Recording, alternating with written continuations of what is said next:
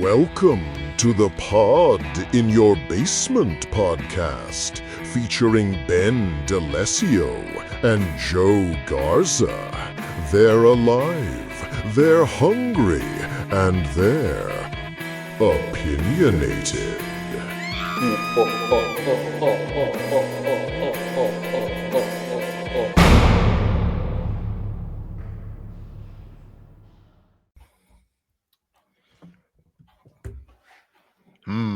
Yes. Episode 10, dude, of the podcast. We did it.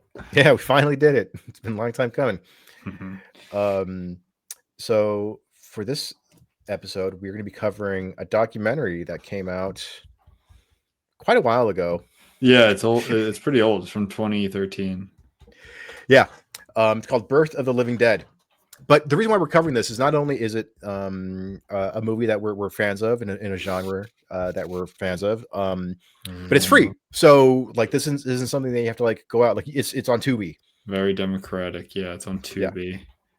Yeah. So I was thinking like maybe we can just kind of start with like our initial our initial reactions to it, and then kind of dive deeper into some of its details. I'm all for it. Cool. You want to kick things off, or you want me to? Surely, I will. Okay. Happy to do it. Yeah. So we've Night of the Living Dead is a tome of or more like a cornerstone of the zombie genre, and we've brought it up both on our last podcast a bunch. Probably on this one too. Mm-hmm. I mean, if you didn't know this already, Night of the Living Dead literally created the zombie genre as we know it today. It's not, and this is all in the documentary also, but it's not that it's the first movie to ever portray zombies, but it's the first movie to ever portray them like this, which now is just the default kind of and even they've been changed many times over the years, different kind of iterations of them. But here they created, or George A. Romero created, the kind of lumbering, monomaniacal, flesh-eating zombie. Yes. And I think I knew that before, but the documentary goes into detail about that. Mm-hmm. Zombies used to be more about like mind control and voodoo stuff, but it was very different. So that's kind of first off is like what, like this movie is so, and of course we'll get into why, but like this was not, I mean, it's an understatement to say this was not a big budget movie. This was pure indie. I mean, the details are so great of like who some of these actors were, and I put actors in quotes there. Yeah, because it's one actor and then a bunch of like locals. The best is when there'll be like a horde of zombies walking, and I'll stop and like, this guy was an accountant, like this guy was a producer, this guy like worked pyrotechnics or whatever. Like it was very I mean, as kind of DIY as it gets. I think that's where I guess we should start. Do you have any thoughts on that? Yeah. So the movie was shot in and around Pittsburgh. And George Romero, he was living in New York, but then he moved to Pittsburgh. And so one interesting thing about this was that I didn't know that George Romero worked on like Mr. Rogers stuff. That was a weird little detail. That's great too. It's like he was working on Mr. Rogers' Neighborhood, because that is, if you didn't know, that was a Pittsburgh based show. And then side note, that was something I was talking about because my wife was kind of watching it with me. She watched like half of it with me, and like the whole concept of like regional television is so fun. Not that Mr. Rogers had a national audience, of course, but the fact that show was in Pittsburgh, and there even was this studio in Pittsburgh, and that there was a such thing as like regional TV, I don't think that really exists anymore. Yeah, no, exactly. I think by the time like the early 2000s, that kind of disappeared. it's so kind of funny to think about. Yeah, yeah, yeah. I mean, it's like those like what do you call them? Like local like public access channels where it's like you can be a local businessman, and be like, hey, can I rent 20 minutes a week, 30 minutes a week to Yeah. do my own interview show or whatever. It's like Yeah. it was not difficult back in the day to be on TV. Yeah, but it was weird to think that there were like studio. I mean, now there are studios in other. It's not all like Hollywood. Like for Right. instance, Netflix, they just bought and are creating a big studio in New Jersey. I think we've talked about that. But there's a lot of filming in Georgia and New Mexico and New Orleans. But the fact that there were like shows and not just a public access, but for instance, in New Orleans, I know there used to be like a mad scientist guy who they filmed in New Orleans. It was kind of just like a Louisiana, maybe Mississippi show, but it was, it had a set, it had characters and all of that, but it was just for a very particular audience. Yeah. It was, I don't think you could watch it if you were in Seattle. Yeah. And I thought that was kind of quaint. Yeah, no, and then one other thing to kind of spin off of that. So one of the guys, he played a news anchor in that in Night of the Living Dead. I forgot what his real name was, but his nickname was Chili Billy because he hosted like a weekly. Again, I think it was a local like public access thing. It was like a horror show that he did. His daughter, his daughter would end up playing the lead in Day of the Dead. In 1985, which so it was just kind of like a weird little like circle moment there. But yeah, it's that was really cool, and I just love hearing stories of like we couldn't really pay anybody, but it was like, hey, who wants to play a zombie? Who wants to eat guts for a day? That's okay. That was something that was so kind of nasty to me, was that you had these non-actors. Not just like, I mean, acting can be kind of a pain in the ass to go to. They talked about they were living in that farmhouse. I don't think they had running water even or anything like that. Like to go to this location to put up with the kind of just moseying around that you have to do on a film set. And then it's like, oh, by the way, eat these literal guts. Yeah. Which they got from like a butcher, like a local butcher. Like a local butcher, probably not even in refrigeration. It's like, man. And they did not know that this movie was going to become a phenomenon. Like, it was. I think it's kind of like the original, like drive-in, like midnight movie, like teenage thing, like that. I think this is kind of like like I don't want to say the origin of that, but I think it's kind of like the quintessential, like drive-in movie thing. But even less than that, like because do you remember, I think it took a year or so for them to even get distribution. They could have just done this and it never saw the light of day. And here you're doing these, like, I mean, I think that's great, and that adds to it why this was so so popular. So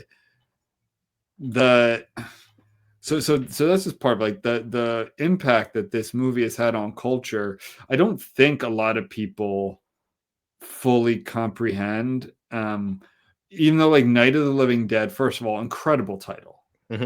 Like really nailed it with that title. Because I think if you have a lesser title, maybe it also doesn't catch on the way it does. Right.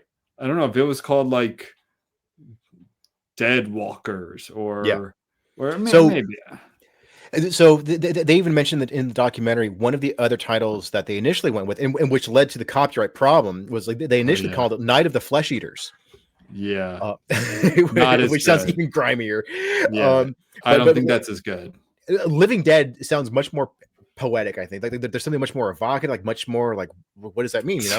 It's confusing too. Like exactly, but I think I read somewhere that another title that they were going with for a little bit was Night of Anubis, and Anubis I think was the Egyptian god of the dead. And I'm like, I'm glad you didn't do that. Don't do that. That's a terrible title.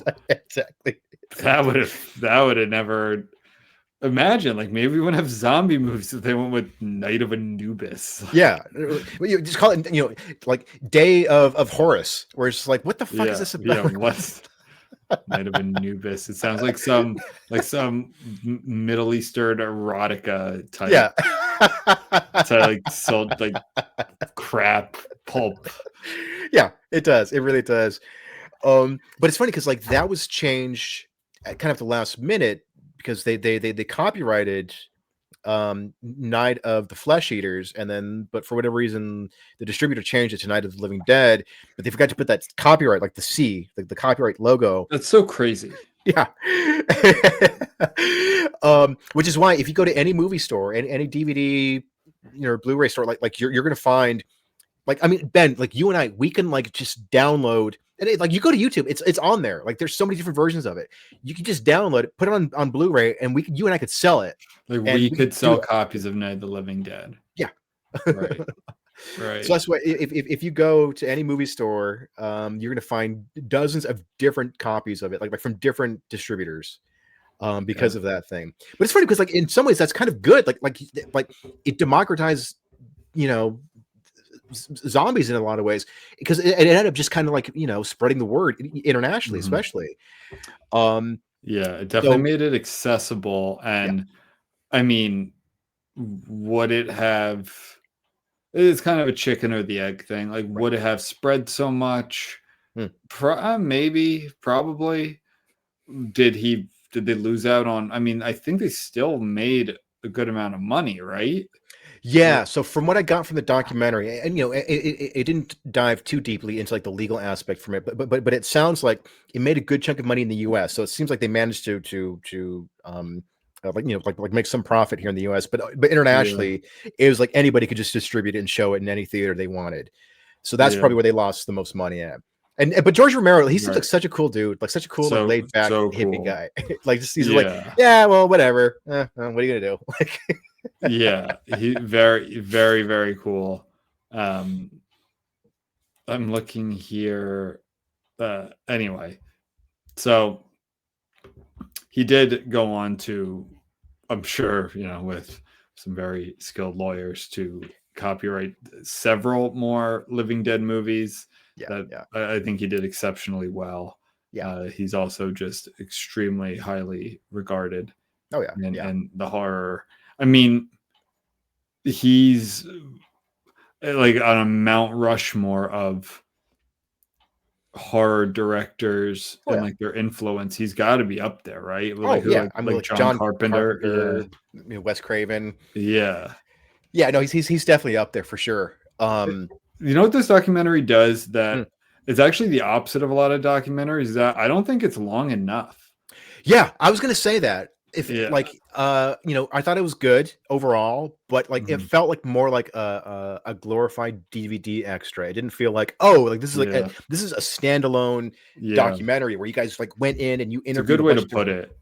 Yeah, and so like I was like, this is good. I like I'll watch anything related to George Romero, Night of the Living Dead. But it's like I was just like, go deeper, like interview more people. This is like, it felt very surface level in some ways. It says it's only 76 minutes. I think this easily could have been an hour and a half. Like so many documentaries, why I kind of can't stand a lot of documentaries is that they are unnecessarily long, especially series. Don't get me started on true crime docu-series. Those will have entire episodes where it's like, this could have been a footnote. Yeah. Like this is all just to pad the runtime, where this is the opposite, where, and I mean, this is, well, no, they were streaming in 2013, right? Yeah. I think there's a lot of streaming. It was, I'm trying to think. I remember still getting DVDs in my mailbox in college in like 2009, 2010. Yeah. But probably by 2013. Yeah. So it's not like I think the heyday of streaming, the mid 2010s, where it was all about like, oh, you're going to watch the new season of Orange is the New Black, right? Friday, Saturday night, where a lot of documentaries, and that's probably why when I stopped, like Making a Murderer, like all that stuff. Yeah. But this could have easily been an hour and a half. Oh yeah. They had some real characters in the interviews. The guy like I can't remember which one he was, like the guy with the long hair. Like he had both I love the look, the receding hairline with the long hair is like one of my favorite looks. Like the missing like chipped tooth. Yeah, that guy's good. Yeah, that sort of hillbilly looking dude. He's been in a lot of horror movies. Oh, has he been? Yeah, he's an actor. I thought he was a writer. Yeah, his name's Larry Fessenden, and he's been Okay. in Habit, All right. Wendigo, Yeah. Fear Itself, Skin and Bones, The ABCs of Death. Bring It Up. Yeah, he does a lot of B movies. That's kind of his thing, I think. He's actually in Killers of the Flower Moon. Oh, I forgot. I mean, yeah, that's totally a B movie. But no, you're right. He's in a lot of I Sell the Dead in a Valley of Violence. I don't know. It looks like he's in Westerns also. Yeah, Brooklyn 45. Yeah. That looks kind of cool. Anyway. But yeah, he looks like a character actor. He looks like the kind of guy where it's like, totally. in 1 year you'll do 7 movies. You'll play the sheriff in one movie. You'll play a mad scientist in one movie. You'll play the inbred hillbilly, and like it's just like, yeah, he looks like a guy who gets in bar fight. Like that's yeah, who's racist redneck who gets in bar fight. And I like him though. But anyway, so low budget movie, Mr. Rogers, Night of Anubis. Yeah. So the movie, the context of the movie is also super important. Where it came out in 1968, so shooting around that time, a very tumultuous time, and probably one of the most tumultuous times in 20th century American history. Yeah. So it's like we had the Vietnam War, we had the assassinations of JFK, RFK, Martin Luther King Jr. and it was Malcolm like X. no, I mean they were like JFK's right, like 5 years before that or so. Yeah. But I mean, I think they literally got the news MLK assassination while they were shooting. Yeah, something like because they did mention that, so it was very fraught. That being said, so that's what's so funny about this movie. It was shot during a time when it was tons. Do you hear? That's my cat sneezing. Oh, he's up in his cat tree sneezing. All right, buddy. All right. So, I don't need everyone knows what the late 1960s were, right? Yeah. So, that being said, this movie is not like it was not overtly political. Right. And a lot of people point to the lead being a black man. In the movie, his name is Ben. Dwayne. Yeah. The actor's name is Dwayne something. Yeah. Jones? I think so. Let me see. Yeah, Dwayne Jones. Yep. But Romero kept saying, like, I did not. One, the race of the characters was never explicitly stated. They were not. They were not casting for any specific race. That wasn't written in there. And Dwayne Jones just was the best actor for it. He was like a theater trained actor, probably one of the only trained actors in the movie, really. And he was just the best for the role, best for the job, which is something we always kind of commended. And even the ending, where if you haven't seen this movie, spoiler alert, but we kind of have to talk about. We're talking about a documentary about the movie. He gets just I don't know the right word for it, randomly killed. Like, he's not killed by a zombie. Yeah, he's the last surviving member of this group that was been holed up in this abandoned farmhouse. Everyone else has been killed. He's the last survivor, and so now that you have like these roving bands of vigilantes going around killing zombies, he gets mistaken for a zombie because they're like, "Oh, we see somebody in the distance," so they shoot him. It's a darkly ironic ending, and it's interesting. Like there were some like contentions about that. Like there was some pushback. Like make him the hero. Make him like that. Like have him survive. It was both have him survive, make him the hero, but also like that's also commentary on what's going on in the world, police violence. But that's also not. That was always going to be the ending before Dwayne Jones was cast. One thing that, and they had a couple of black, I don't know if they were critics. I think they were critics, journalists, whatever, saying, this would be looked at so many different ways. They never had, like, one race is never brought up in the movie.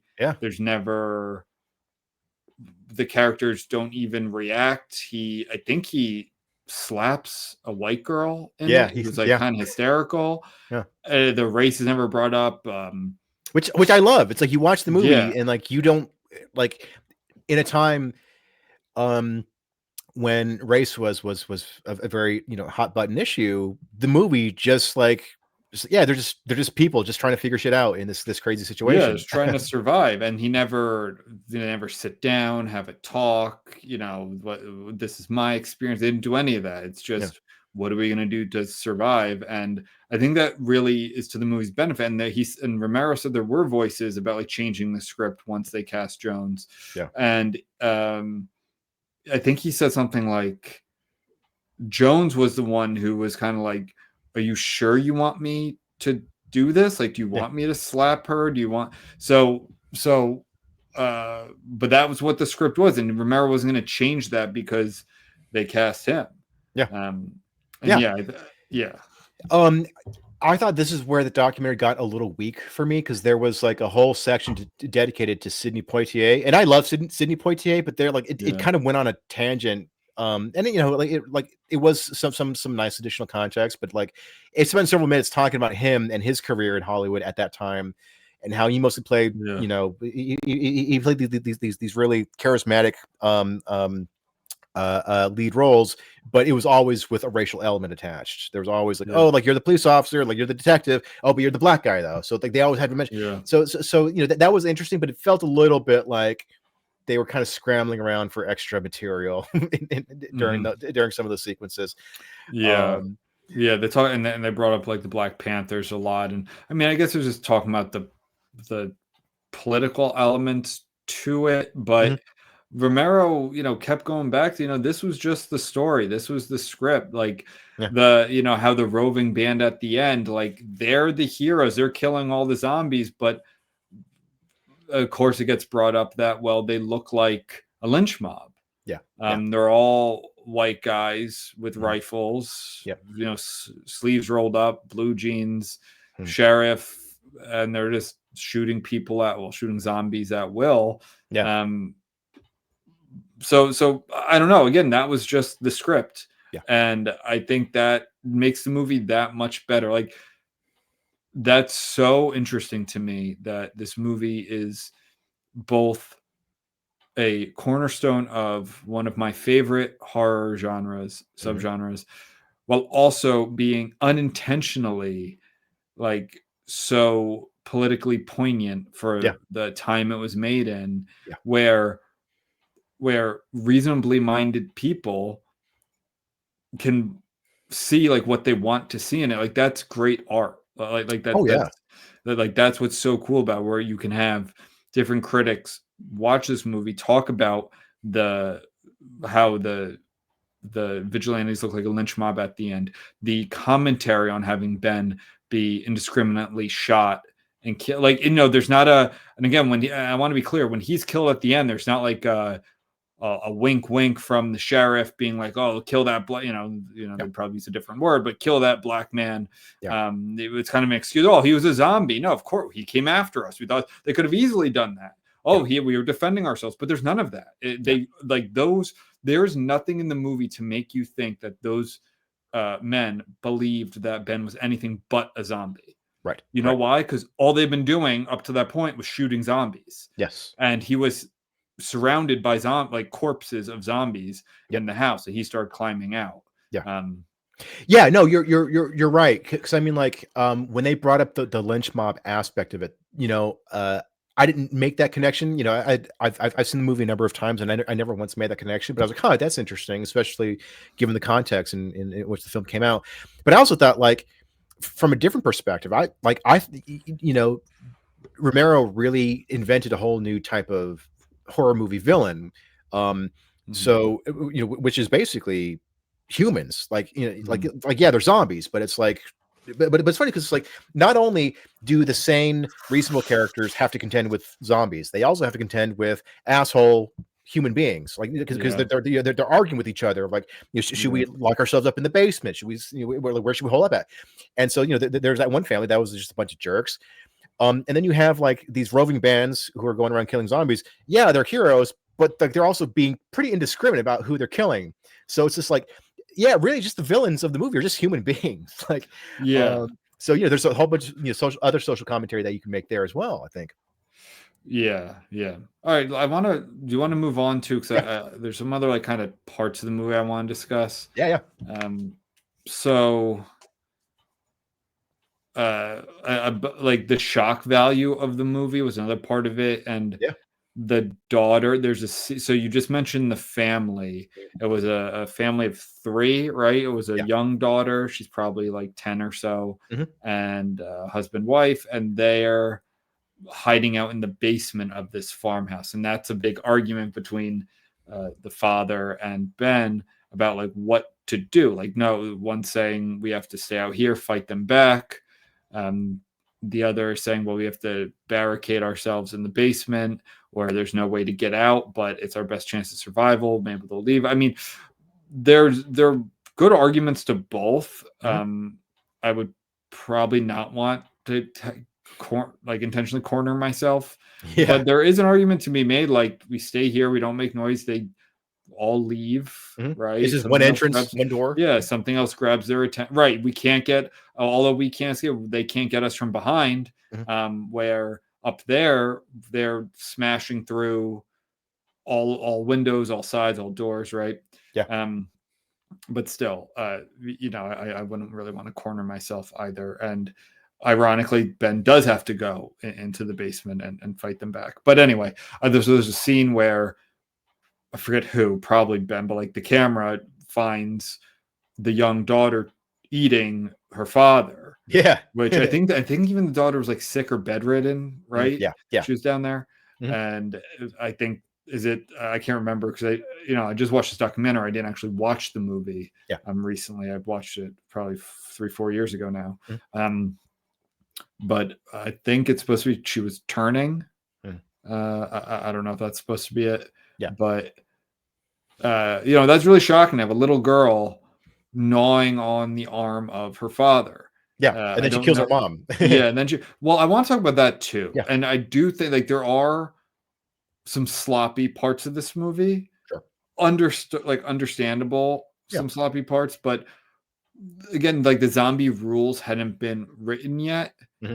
And my whole thing is, I've used this example 1,000 times, but it's like people say, oh, what, like, is people make the same arguments about like Game of Thrones, like, oh, well, what do you mean it's fake? Like, why can't this person be this race or this thing happen? I'm like, no, but there are rules within the world that you've created. Yeah. And like, so it wouldn't make sense for it to have a bunch of zombies maundering around and then groaning, and then one starts reciting Hamlet. Like, it doesn't make any sense. It doesn't matter that they're all zombies and they're all fake. Right. Like, they're the rules within the world that they created. So what I really dislike about that scene is where you say she murders the mom, but like, she doesn't bite the mom to kill it. She repeatedly stabs her with a knife. Yeah. Is really dumb to me. And I don't think I forgot to. I was going to read my review of it. I should have done that. I can't remember if I pointed that out in my review, but that's like really like it gets, I think, a pass because this was literally creating it on the fly here. But if this came out now or even 20 years ago and I would have that happen, like that would be just a complete, like that's not a zombie. That's not what zombies do, unless that is what the creatures do in that movie. Fine, but that's not what was going on here. This was, I believe, the only zombie that did that. Yeah. No, yeah, you're right. It's inconsistent with the behavior of zombies, the rest of the zombies in that movie, which is they just lead with their mouths. Right. And it's interesting because George Romero would eventually return to that idea of a zombie using a weapon in Day of the Dead, which is the third film in this in the original trilogy. But like, he treated it as if like that was like a revelation where it's like, oh my God, like they're starting to evolve because one zombie used a gun on somebody, but it was treated like, oh my God, like they're starting to learn. So like that made sense within context of like, they've been around for decades. They're starting to develop like the capacity to use tools. So I wonder if George Romero, if he was like trying to fix a mistake or like that was kind of like a message, like a reference to the original, because you're right, like they just hadn't quite established what zombies do and what motivates them. Yeah. It wouldn't be until later where it's like, no, they just want to eat. But it's like the idea of a zombie, especially like a little girl zombie picking up a trowel or a knife or whatever, and then stabbing her mom. It's like, now you're just a over and killer. over. Yeah, that's just a creature. And I think they say it in the like the word zombie actually doesn't appear in this movie, right? Right. Like what do they call them? Do they call them like those things? Like they don't call them like walkers from like The Walking Dead, for instance. Right? Isn't that what they call them in The Walking Dead? Yeah. I don't know if they have a name for them. Yeah. I can't remember. I thought they refer to them as like those things out there. Yeah. They kept pretty vague. Yeah. Yeah. Zombie never actually appears. And I don't know if that was intentional or if that word wasn't that popular yet. But it's also just a funny thing. It's like this cornerstone of the genre doesn't actually use the term in the movie. Yeah. No, I did a quick Google search. So they definitely did not use the word zombie in Night of the Living Dead. They didn't. He called the creatures ghouls in the script, but he did use the word zombie in Dawn of the Dead in 1978. So was that Dawn of the Dead the second one? Yeah. Wow, that's almost 10 years later. It took him 10 years to make another. Yeah, and that was kind of intentional because there are other movies he wanted to do, but he just loved zombies. So he's like, once every decade, I'm gonna make a zombie movie and kind of use that as like just kind of commenting on what's going on culturally and politically. So Dawn of the Dead came out in 78. Day of the Dead came out in 85. Yeah, he did a remake of Night of the Living Dead, 1990. And then What's the one that is like the punk rockers in it? That's Return of the Living Dead. Is that him or no? No, but here's the thing, and this came out of the copyright thing, I think. Yeah. So John Russo, who co-wrote the script, he co-wrote the script for Return of the Living Dead. So it's kind of like an unofficial sequel / spinoff from Night of the Living Dead. Okay. It's an interesting one. Yeah, and they even reference that because, like, like the big canisters filled with corpses. Like they even mentioned, like, hey, so remember that the zombie incident from 1968? So they referenced the movie. Yeah, but like because the copyright thing, like they can do whatever the hell they want. Oh yeah. I love the actually Dawn of the Dead the remake is actually one of my favorite zombie movies. Oh yeah, the Zack Snyder one. Yeah, that's really good. I think that's the first movie, like the first zombie movie that got me into zombies, like that and just the Resident Evil video games. Oh yeah. Oh, and then one other weird little spin-off from this was Bill Heinzman, I think, who played the zombie at the beginning of the movie. He went on to do his own sort of sequel / spin-off, I guess, in 1988 called Flesh Eater, which was kind of harkens back to the original title, Night of the Flesh Eaters. He wrote, directed, and played that same zombie again. Oh yeah, yeah. Good. That guy, he's like the first zombie. Basically, yeah. They talk about that. Yeah, they talk about that in the movie. Like his gait is the kind of like that stumbling, but it picks up speed when it sees prey. Like that kind of created the modern zombie. Because if you look at like Shaun of the Dead, which has like some of the slowest, kind of dumbest zombies, even when they see something, they see prey, like they do speed up a little bit, like they become hyper focused. Where on the other end of the spectrum is like the 28 Days Later, some people say those aren't even really zombies. Sure. Well, because they're not. I don't know. I think they fall in the same category. It's like the rage virus or whatever. Because then there are zombies that are literally, fist out of the ground, like climbing out of the grave zombies, which I think are not like those aren't very popular anymore and actually haven't been in a very long time. Which I get why. They're less interesting. Like a lot of those would just be like skeletons anyway, and I think like it's more the infected, like getting bitten and becoming infected. It adds that element to it where it's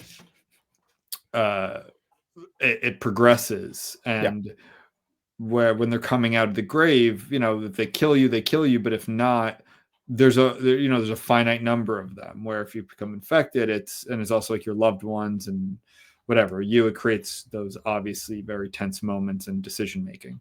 And not to be like, total Neil deGrasse Tyson here, but like when it comes to like zombies like climbing out of a grave, as much as I love that iconography, like that that visual of a corpse coming out of a grave, it's also like those are like really shallow graves for them just like punch their arm up. It's like you've been to a few, buried like 6 feet deep, and coffins are heavy. It's like heavy wood. It's they're heavy, and it's just like hundreds of pounds of dirt on you, so you can't just like punch your way through it, especially if you're mostly skin and bones. If you're already like moldered and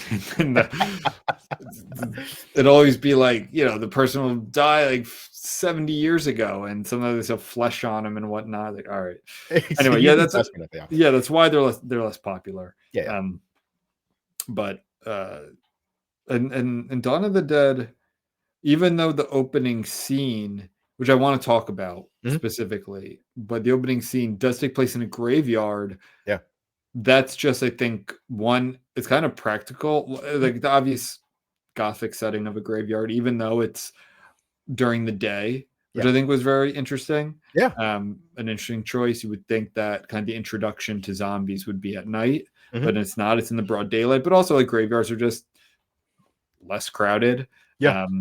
So you can film there. It already has a spooky atmosphere, and but I don't think like those zombies or that zombie, he's not a fresh corpse, right? That's not. I don't know. He's just shambling around, so I don't know what his deal was like. I don't think he's supposed to have come from that graveyard. At least that's not how I viewed it. Yeah. Just there.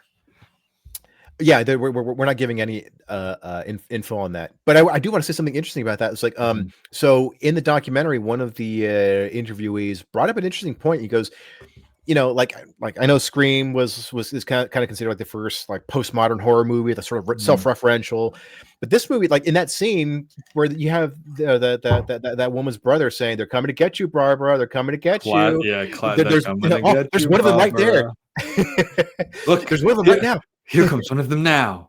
That clip has been sampled. I think that's in.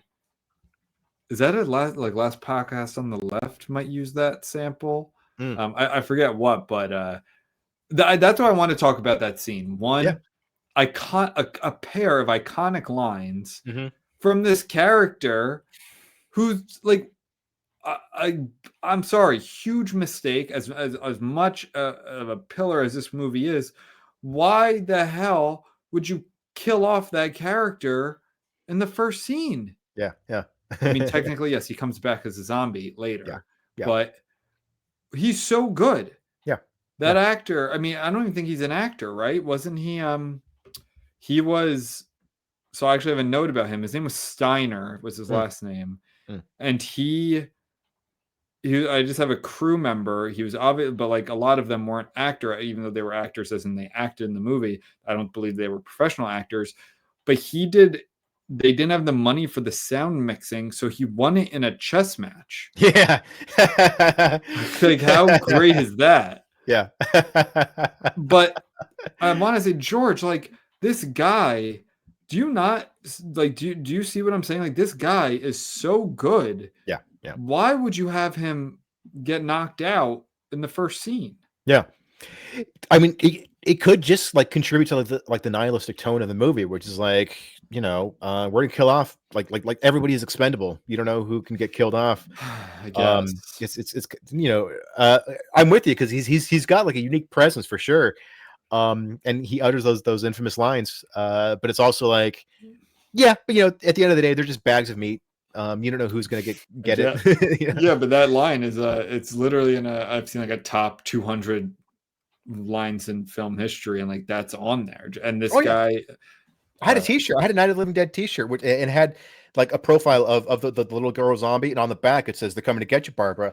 Yeah, no, it was. But yeah, like but the idea of like he's taunting his younger sister, like pointing to a zombie, but he doesn't know it's a zombie. What does he think it is? Yeah, I thought it was like a hobo or something. Like oh, is that what it is? Like, kind of, first of all, kind of fucked up for your brother to do that. I mean, even if it was a hobo, it's kind of dangerous. Like, you don't know what that guy's gonna do. Yeah. But yeah, he's, I don't know. I just think it was a missed opportunity. There's one of them now. Yeah, look, because he has such a good voice. Yeah. Look, quick, here comes one of them now. Like, he's because if you notice, like, Dwayne Jones, he just speaks differently. Yeah. And you might say, oh well, he's black. Like, yeah, but he speaks like the most proper and enunciating because he's a trained actor. Right. And he stands out because of that. Yeah. And I feel like this actor, this guy, also, he just sounds different. Yeah. And I liked that. And I just never understood why he dies right away or gets, he's removed from the film. Yeah. Basically right away, which I think is a missed opportunity. One more negative thing I just want to say, like, that's small. I probably didn't even notice the first time I watched it, but like in consistency with the zombies, I really dislike when at the end the vigilante groups just kind of mowing them down. Like one gets shot from behind, and I think he gets shot in the back of the head, and he like lifts his hands up and like covers his face. Yeah, I'm like, that's not. I get why you do that. Probably you might not have the budget. Like they did have what are they called? What are the blood bags that burst open called? Oh, squibs. Squibs. Yeah, they had squibs, but I mean, you can't put that on someone's head. Yeah. At least I don't think you can, right? Squibs are painful. Yeah, you definitely can. The way they but like they didn't start doing that until like the mid to late 70s. And even then, they probably like had padding and like they would put like a thin piece of metal right like under the makeup, and then put the squib on top of it, so that way it would blow out. It wouldn't hit you in the head. Like the metal would protect your head. But yeah, I mean, like that was impossible to do in the late 1960s with no budget. No budget. Yeah, they're literally winning post-production services and chess and board games. Yeah. And they're carrying around like the master of the movie. Like, here's the final cut of the movie. We're just gonna throw it in the back of our truck, sort of thing. Like, and then drive it to New York. Like, so anyway, that's just one thing I don't like. Part of the fun of later zombie movies is kind of them just exploding. Like, I did read something a while ago where it taught like this was, I think, at the kind of zombie mania of the 2010s. I want to say that lasted for a while. Yeah. Why are people so drawn to it? It's because it is sort of like guilt-free murder. Like killing a monster isn't the same thing. Fighting off some demon, but like this could be your neighbor who you don't like, and now you have an excuse to kill him. Gary did return your snowblower, and now you get to shoot him in the head, and you're doing a service. Like you're actually helping people by shooting Gary in the face with a shotgun. The Simpsons did a funny version of that. So every year for Halloween, they do a Halloween special called The Treehouse of Horror. Yeah, they're great. And back in the early 90s, they did a zombie segment. And Homer hates Ned Flanders, his super goody two shoes Christian neighbor. So the whole town is being invaded by zombies, and then the Simpson family, they get into the car and they're about to drive out, and then zombie Ned Flanders comes and he says something stupid, and then Homer shoots him, and then Bart goes, "Oh no, Dad! Like you killed zombie Ned Flanders," and then Homer goes, "He was a zombie." That's good. I think in that same episode, or it was a zombie episode where this was like the brain speaking zombie, when they go up to Homer and they're like brains, and they look in his ear and they move on like brains. They tap on his head. They don't hear anything. They just walk away. Classic Simpsons. Oh yeah, everyone can enjoy that. Yeah, but like the opening scene though, it's like, was that like, I've seen a decent number of horror movies before 1968, but like I cannot think of any other horror movie before that in which you had characters who have seen horror movies before and are referencing like the genre tropes, like referencing like he's telling his sister they're coming to get you. It's like he's like, this is like an older brother who's taken his sister to see horror movies before, and now he's chiding her, he's making fun of her. So it's like, was this like the first time we have characters knowing like that horror movies exist in real life? Like, well, that I don't know, and it always does seem silly and whatever, whether it's books or movies or whatever, and like your characters don't acknowledge things that clearly exist. Like it's why it's so funny and sick. Like I rewatch Seinfeld a lot. Oh yeah. And they're always just kind of like popping into each other's apartments. Yeah. When they live in like different parts of the city. So, and it's like, no one does. Like, Yeah. George wouldn't just stop in Jerry's apartment to tell him about some obscure situation and then leave. Like, no, you just call or something. But like, that's not good TV. Right. And they do some of that too. But but that's a sitcom, right? So. So I can't speak to that, whether it's something I could look out for when you're watching horror movies. But what I do love about that line, again, is that it's so believable that an older brother would tease his sister in that way. But also what I love about it is the lack of specificity. Yeah. And I don't know if that was intentional, but the like they are coming to get you. Like so like what is they are they what's coming, and just like not coming to eat you, not coming to kill you, it's just coming to get you. And I think that's why it's such a great universal line. And if Romero had that in mind, like that's like brilliant stuff, timeless brilliant stuff, where another line could have been like the Pittsburgh fill-in monster name of the legend of the monster name is coming to devour you whole, and then like it could have been so specific, but they're coming to get you is just perfect. It's like the Daddy's Head, which you recommended and I watched. One of my favorite parts of that movie is when the monster, whatever you want to call it, is trying to get the kid to come with them. I love the lines. It's like, come to the forest. It's like, that is so folky and like what's in the forest? Like, just come to the forest. Like such a simple, good line of like, when you look like, because in history, the forest was, I mean, still is, but was an especially terrifying place. The forest and the sea were avoided and like especially terrifying, and it kind of harkens back to that concept of just like come to the forest. It both evokes a sort of freedom, like in the witch, that's why the witches would go out into the forest and do whatever witches do, do a seance and dance around a campfire. But it also is a place of dread and monsters and mystery. So anyway, like those lines like that, I think are excellent. So there's another part of this documentary that I thought was a little unnecessary. It was with that filmmaker guy who was teaching, he was like showing kids. Oh dude, that was so it was annoying. First of all, if any of these kids' parents saw this, it'd be like, wait, you're showing when we say kids, these weren't like high schoolers. Remember, these were 9-year-olds. They look like 9 or 10-year-olds. Yeah, this movie messed me up when I was a kid. When I was that age, it's like a dark, gory movie. Well, it's kind of like one. That's part of it. That's definitely part of it, and perhaps they did get permission from the parents, right? Sure. So of course that, but it's also like, is this? And like, I took film studies in high school as an elective, but I'm like, these are children. Are you teaching them math? Are you teaching them how to read? Because a lot of children in this country can't read. And by the way, this was a school. I mean, all the kids were Black or Latino.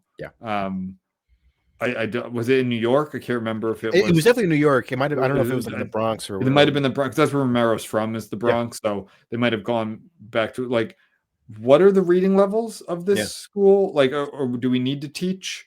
Now, again, if this is some elective thing, if this is like not in lieu of those, but just in addition to, okay, fine, I guess. But like, that could have been one scene.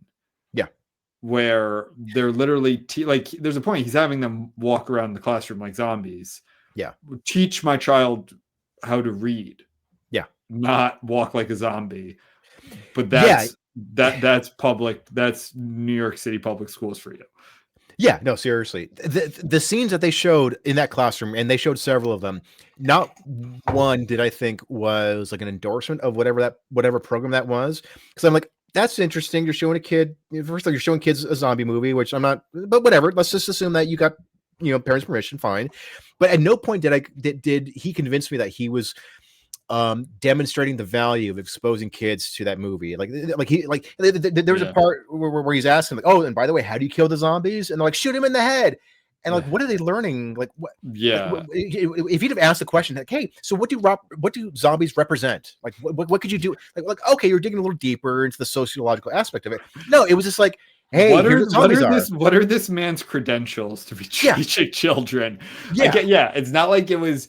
Again, these kids were far too young for this movie in many ways. The kind of the obvious reasons, but also this would be a great movie to study in a public school. Again, I went to public school. Mm-hmm. Like film criticism, how like the technicalities of it. How do you make a movie on a low budget and like all these things? There was none of that. Yeah. Not that there even could be with kids that age, but there was none of that. It was, how shoot him. So you have a bunch of 10-year-olds going, shoot him in the head. Yeah. It's like, what are they getting out of this? I don't know. I'm not, at no point did I go, oh, that's interesting. Like, oh, like this guy's doing a good job of keeping the intellectual value of this movie alive. It was just like, you're just teaching kids about zombies. Yeah, that's very true. I kind of forgot about that. And that could have been like one fun aside to show kids learning. That's like, oh, okay, like this isn't going to get buried with the generations. Like this can get passed down, but it's like, this doesn't need to be 6 callbacks to this classroom. Yeah. That was one of the things where it's like, this is taking up way too much time. Like there's so many more interesting things they could have done. Yeah. And again, this was already a short run time. And maybe that's why I'm saying I could have used more of it, because there's crap like that in it. Yeah. But so much more of the backdrop. Like I could have gone for more of the history, more of the, what was this shot on? What were the shooting days like? How did the actors get along? Like that kind of stuff. Yeah. The guy, I have one line here. That the first line I wrote was they were dealing with pyrotechnics, and one guy, like, there's no way. The actors union. I would love to see how they reacted. One of the lines was, they set a couple people on fire, like intentionally. Yeah. Some of the zombies, if you get hot, roll on the ground. That was one of the lines. There's no way. Like that's why this shit should be studied. Like this is why we have unions, because they were setting people on fire. Right. This is why we have stunt doubles. This is why we have contracts. We have insurance for this. Yeah. If roll on the ground if you get hot, I think was the line. But that's like I want more of that stuff. Yeah, I wanted more of that stuff, and just like listening to George Romero. Shoot him in the head. Dumb kids. But also just listening to George Romero was super fun. He just seemed like such a cool dude. So cool. He just had so many fun stories, and it's like honestly turn that into like a 90-minute interview with him. Like just ask him a bunch of questions. Why weren't there more convos about the sequels? Yeah. It's not like this was a one and done. There were what about all of the how because again this came out, I guess it did come out a little before the Zombie Mania, but I'm sure part of why it came out when it did was because of Zombieland came out before this. Zombieland was 2009. Yeah. This was 2013. So like zombies were very much in the zeitgeist, and Zombieland I think was on the upswing of that. Yeah. At least I think I'm kind of forgetting exactly. Like I feel like Dawn of the Dead 2004 was not the height of zombies. Right. Of course, zombies have been popular since Dawn of the Dead. Like we grew up with the Resident Evil games, but that was much more of a subgenre. I mean, zombies became. I would say Walking Dead was the pinnacle of like first 3 seasons of Walking Dead, where you had Marvel people, right? Like people who watch superhero movies watching the Walking Dead, not just like horror weirdos like we are. Yeah. So I have here Roger Ebert's original review of the movie, and I think they do reference it in the documentary a little bit here. They do, so yeah. yeah, so it's interesting. So I'll open up with a note. He originally wrote this in 1969, so right after the movie came out. But he wrote a note here in 2004, revisiting the review, because the original review is interesting. So the note from 2004 says, "This reaction to a screening of Night of the Living Dead is not, properly speaking, a review, or rather, it is a review of the audience reaction. I admire the movie itself, which I have seen twice since that 1969 afternoon, and its sequel, Dawn of the Dead, got an enthusiastic review from me. I didn't assign a star rating to Night of the Living Dead because the kind of article I wrote did not seem to require one. But if I were to rate it today, I'd give it 3.5 stars." Mm-hmm. So I just want to talk a little bit, because they mentioned in the documentary how at the time horror movies were not very intense at that time. They're kind of goofy, campy, and so it was something where it was like it was an easy way to drop the kids off at the movie theater for a double feature with Vincent Price. And there are a couple of spooky scenes, but it was nothing too intense. But the Night of the Living Dead was one of the first mainstream horror movies where it's like, holy shit, this is like people getting eaten. And I talk about how many parents unintentionally traumatize their kids by thinking it's going to be some Svengoolie bullshit, like cauldrons and scary crypt keepers. Crypt keeper, I always thought was kind of scary, but that kind of stuff, right? Yeah. Versus and then it's this little girl's eating her father. Jesus. So I have here, I want to read a little bit from his review of the reaction from 1969. "The people inside the farmhouse decide to escape before they're eaten, as who wouldn't? And they make a plan. The young kid will drive the truck to the gas pump, and I apologize for the outdated language here. And the Negro will hold off the ghouls with a blazing torch until the truck's tank is filled. The kid's girlfriend insists on coming along. When they get to the pump, the ghouls start advancing, and the torch accidentally sets the truck on fire. The Negro escapes, but the truck blows up and incinerates the teenage couple." Wait, Eber's calling him a Negro? Yeah, he's calling him a Negro. This is 1969. So I'm sorry. This is what he wrote. Yeah. "At this point, the mood of the audience seemed to change. Horror movies were fun, sure, but this was pretty strong stuff. There wasn't a lot of screaming anymore. The place was pretty quiet. When the fire died down, the ghouls approached the truck and ripped apart the bodies and ate them. One ghoul ate a shoulder joint with a great delight, occasionally stopping to wipe his face. Another ghoul dug into a nice mess of intestines." The kids in the audience were stunned. There was almost complete silence. The movie had stopped being delightfully scary about halfway through and had become unexpectedly terrifying.